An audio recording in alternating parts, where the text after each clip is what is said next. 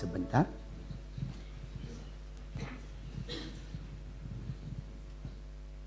Ibu-ibu, bapak-bapak, saudari-saudara, pernah saya dijemput untuk satu pesta di mana. Lalu dalam perjalanan itu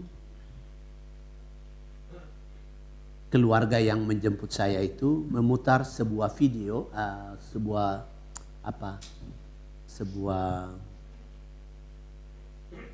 istilahnya, pokoknya semacam radio begitulah, tetapi direkam itu, satu rekaman. Dan di situ saya dengar orang yang berceramah di situ, dia mengatakan begini, apakah Anda tidak malu bahwa Tuhanmu mati di salib begitu, dan itu yang memimpin kamu. Apakah Anda tidak malu bahwa yang tergantung di salib itu adalah orang yang memakai cawat? Ya, saya dengar gitu ya. Ya, ibu bapak, memang benar. Salib itu adalah kebodohan. Salib itu adalah batu sandungan. Orang yang menempuh jalan itu dianggap bodoh oleh orang Yunani dan kita juga. Sampai sekarang orang yang menempuh jalan itu dianggap dia menjadi batu sandungan. Tidak bisa. Tetapi saya berpikir kalau di dunia ini ada seorang yang sangat pandai,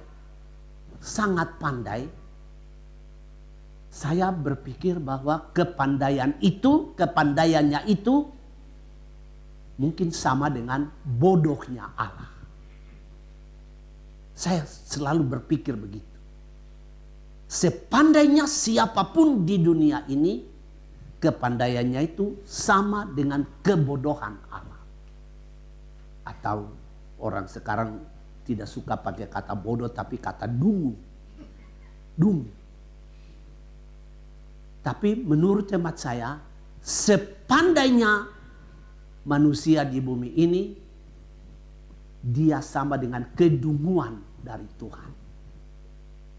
Berarti kalau kita balik, kalau pandainya manusia sama dengan kedunguan dari Allah, maka kepandaian Allah tidak ada bandingnya.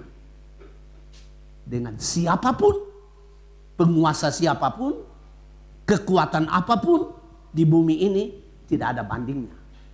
Sama sekali tidak ada. Nah, Allah seperti begitulah yang memimpin kita. Dia melepas keilahiannya. Keilahian ini sesuatu yang sangat mapan. Keilahian itu berarti tidak ada tersentuh dengan kemelaratan, dengan air mata, dengan ratap tangis, dengan maut. Itu tidak menyentuh wilayah itu. Itu wilayah yang abadi, wilayah yang bahagia selama-lamanya. Dia melepas. Tuhan melepaskan itu. Dia tidak menyayangkannya itu sebagai martabat yang dia harus genggam seutuh-utuhnya, tidak mau melepas. Tidak. Dia melepas itu dan dia menjadi manusia sama seperti kita. Tetapi dikatakan dalam surat Filipi tadi, dalam bacaan kedua yang dibaca Ibu Ellen tadi, dia tidak hanya menjadi manusia, melepas keilahiannya, dia menjadi manusia yang ditarik sedikit lebih rendah. Dia menjadi hamba. Bukan cuma manusia, tetapi menjadi hamba. Hamba itu adalah orang-orang yang melayani Tuhan. Yesus adalah hamba yang melayani kita-kita ini. Orang-orang berdosa, orang-orang yang tidak layak di hadapan Tuhan, dia turun lebih rendah daripada kita. Dia sudah jadi manusia, dia turun lebih rendah lagi karena dia melayani kita. Terbalik nggak itu ibu bapak? Terbalik. Mestinya murid-murid yang mencuci kakinya. Kan dia kan guru, dia bos. Tetapi terbalik. Dialah yang mencuci kaki para murid. Terbalik itu.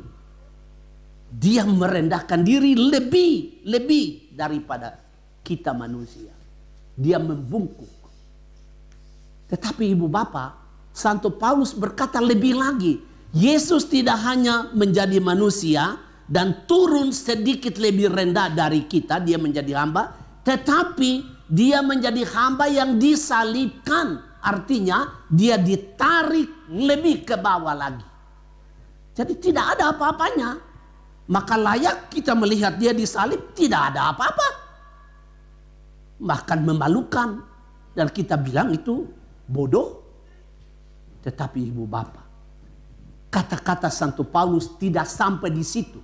Tidak sampai di mana Yesus menjadi manusia, turun menjadi hamba, mati disalib, tidak sampai di situ. Santo Paulus berkata, sebab itu Allah meninggikan dia di atas segala nama. Dan dalam nama itu saya berlutut untuk dia. Tidak hanya tunduk kepala, tidak. Dalam nama itu. Dan tidak ada nama di bumi ini yang sama besar dengan nama dia, nama Yesus. Dan dalam nama itu semua lutut bertekuk. Tidak ada satu orang pun yang tidak bertekuk lutut kepada dia. Ibu bapak, saudara-saudari, itu jalan Yesus yang memimpin kita. Kita dipimpin oleh seorang yang terpaku di salib. Kita dipimpin oleh seorang hamba, seorang yang tidak berdaya, seorang yang lemah. Tetapi di dalam kelemahannya itu, di dalam kehancurannya itu, di dalam kehambaannya itu, dia menyimpan kekuatan yang besar. Sebab dia bangkit. Dia hidup kembali. Tidak ada berita di dunia ini bahwa orang yang mati dengan kekuatannya sendiri hidup kembali. Tidak ada berita. Kecuali di dalam kitab suci kita.